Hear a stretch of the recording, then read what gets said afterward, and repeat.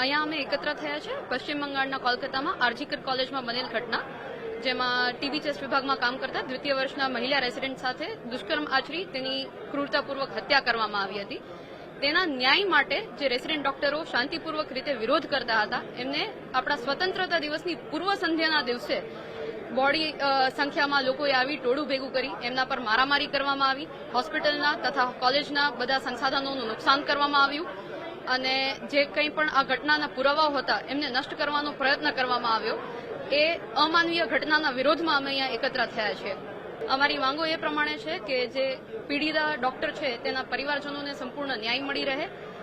જે એ ઘટના બની હતી એના દુષ્કર્મ તથા હત્યાની, તેના બધા જ સાથે સંકળાયેલ આરોપીઓને ધરપકડ કરી તેમને ક્રૂર સજા આપવામાં આવે. એ ઉપરાંત જે મોબ આવી અને એમના પર હુમલો કરવામાં આવ્યો હતો એ મોબની પણ નિષ્પક્ષ રીતે તપાસ કરી એની સાથે સંકળાયેલ તમામ લોકોને પકડી એમને સજા કરવામાં આવે. એક ઉદાહરણ એવું પૂરું પાડવામાં આવે કે ભવિષ્યમાં આવી ઘટનાઓ થવાની માટે કોઈ હિંમત ના કરે. અત્યારે અમે first year, second year, third year ને જુનિયર ડોક્ટર તથા સિનિયર ડોક્ટર અને ઇન્ટર્ન ડોક્ટર દ્વારા જે કોલકાતામાં કિસ્સો બનેલો હતો તેના અંગે વિરોધ પ્રદર્શનના ભાગરૂપે અમે આ હડતાલ કરી છે. માંગની વાત કરીએ તો જે પીડિતા છે અને એનો પરિવાર છે એને તારીખ 9 તારીખના આ બનાવ બનેલો હતો ત્યારથી લઈને આજ દિન સુધી કોઈ પણ ન્યાય મળેલો નથી. બીજું કે જે ન્યાય માંગતા ત્યાંના રેસિડેન્ટ ડોક્ટરો હતા તે શાંતિપૂર્વક વિરોધ પ્રદર્શન કરતા હતા. તારીખ 14ના રોજ રાત્રિ દરમિયાન મોટી સંખ્યામાં ટોળું આવે છે, એ લોકો સાથે મારામારી કરે છે, હોસ્પિટલમાં અને તેને હોસ્ટેલોમાં તોડફોડ કરે છે અને આ ઘટના સાથે સંકળાયેલા તમામ પુરાવા છે તેને નાશ કરવાનો પ્રયત્ન કરે છે. તો અમારી માંગ એવી છે કે આ પીડિતાને એના પરિવારને પૂરેપૂરો ન્યાય મળે. આ જે ઘટના છે એનામાં જે તપાસ છે એમાં જરાય પણ ઢીલી નીતિ રાખ્યા વગર એકદમ નિષ્પક્ષ તપાસ થાય અને એના નિષ્પક્ષ તપાસ પછી જે કોઈ વ્યક્તિઓ આ સાથે સંકળાયેલા છે તેને કડકમાં કડક સજા મળે અને એક આપણી સરકાર ઉદાહરણ પૂરું પાડે કે આવી ઘટના ભારતભરમાં ક્યારેય પણ પુનરાવર્તન આ વસ્તુનું ન થાય. બીજું કે જે ડોક્ટર પર જે હુમલો અને અત્યાચારની વાતો કરીએ, મારામારની વાત, તો એ વર્ષોથી થતું આવે છે, ભૂતકાળથી આ વસ્તુ ચાલી આવે છે.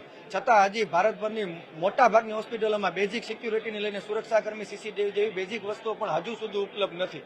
તો તે માટે સરકાર શ્રી કન્સિડર કરે અને એક કમિટીની રચના કરે, જે ગુજરાત લેવલ અને નેશનલ લેવલે એક કમિટીની રચના થાય. સેન્ટ્રલ પ્રોટેક્ટિંગ એક્ટમાં સુરક્ષાને લગતી તમામ જોગવાઈઓને આવરી લે અને એકનું અમલીકરણ તાત્કાલિક ધોરણે કરે, જેથી ડોક્ટરોને પોતાની સેવા દરમિયાન સેફ વાતાવરણ ફીલ થાય અને એફિશિયન્સી પોતાની સેવાઓ બધી પૂરી પાડી. આરજીકર કોલેજમાં જે ઘટના બની છે એ ઘટનાના વિરોધમાં અમે અત્યારે અહીંયા ઉભા છીએ. એ સિવાય જે જીએમઆરએસના ડીને પરિપત્ર બહાર પાડ્યો છે એ વિવાદિત પરિપત્ર કહેવાય કે જો કોઈ ડોક્ટર કે કોઈ મહિલા રાત્રે પોતાની જ ઘરમાં કે દેશમાં સુરક્ષિત ફીલ કરીને બહાર જઈ ના શકે કે પોતાના કામ પર ના જઈ શકે તો ભણાવી ગણાવીને એટલા મોટા કરવાનો કે દેશને ઇન્ડિપેન્ડન્ટ કહેવાનો કોઈ મતલબ નથી થતો. પ્લસ આ માધ્યમ દ્વારા, મીડિયા દ્વારા અમે એ બી વાત રાખીએ છીએ કે કોમન જે પબ્લિક છે, નોન મેડિકલ લોકો છે, એમના ઘરે બી ફેમિલીમાં છોકરીઓ છે, તો એ લોકો બી આ જે આપણે કરીએ છીએ પહેલ એમાં સાથ દે અને આવા વિવાદિત લોકોને વિરોધ કરે કે તમે સેફટી અને સુરક્ષા પ્રોવાઈડ કરો, કે આવા બયાન ના આપો કે અમે લોકો બારે ના જઈએ, ફિમેલ બારે ના જઈએ. એની સામે તમે એવા પગલા ભરો, એવું એક ઉદાહરણ પ્રસ્થાપિત કરો અને જે કેદીઓ છે એમને સજા આપો કે બીજા લોકો આવું પગલું ભરતા પહેલા 2 વખત વિચારે, કે એમને બી એમ થાય કે કોઈની ઉપર રેપ કરો એ નાની વાત નથી, સીધું તરત અઠવાડિયામાં સજા આપી દો કે કંઈક કડક પગલા ભરવામાં આવે, ના કે એવા વિવાદિત બયાનો આપવામાં આવે. એક મહિલાની રીતે એવું કે છે કે એને બહાર નહીં નીકળવાનું અને એને એકલા નહીં જવાનું, તો શું અમારે 2 સિક્યુરિટી ગાર્ડ સાથે લઈને જવાનું હોય એ રીતે? તો શું અમે અમારી સ્ટડી આટલી મહેનતથી કરીને છોડી દઈએ કે આ બધાના લોકોના ડરથી કે અમે બારે જઈને અમારી સાથે એ આવી રીતે ખરાબ રીતે થઈ ભવિષ્યમાં કદાચ ને આવી રીતના કોઈ બી આડું તે કઈ બી થાય તો શું ઘરની બહાર નહીં નીકળવાનું અમારે? તો એ લોકો શું વિચારીને આવી રીતના પરિપત્ર બહાર કાઢી શકે? તો શું બધા ફિમેલ ડોક્ટરો બંધ કરી દે વર્ક પ્લેસ પર જવાનું? ફિમેલ ડોક્ટરો તબીબ બધા બંધ કરી દે એનું વર્ક?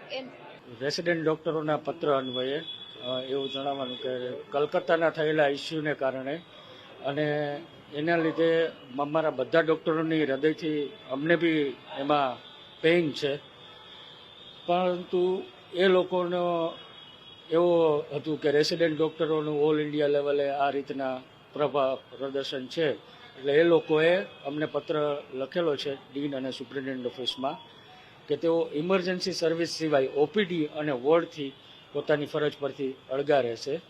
તેના બદલામાં અમારા જે મેડિકલ ઓફિસરોનું છે વોર્ડ અને ઓપીડીમાં મેડિકલ ઓફિસરો અને મેડિકલ કોલેજની બીજી ફેકલ્ટીની ત્યાં ડેપ્યુટેશન કરી અને સેવાઓ ચાલુ રાખવામાં આવેલ છે. પરંતુ આ વસ્તુ એ લોકો ક્યાં સુધી ચલાવશે, અને રહી વાત અત્યારની અમારી હોસ્પિટલ અને કોલેજની સુવિધાની બાબત કે સિક્યુરિટીની બાબત, તો એ ઇસ્યુ અંગે કોઈ પણ રેસિડેન્ટ ડૉક્ટરને કે કોઈ પણ ફેકલ્ટીને કોઈ ઇસ્યુ નથી.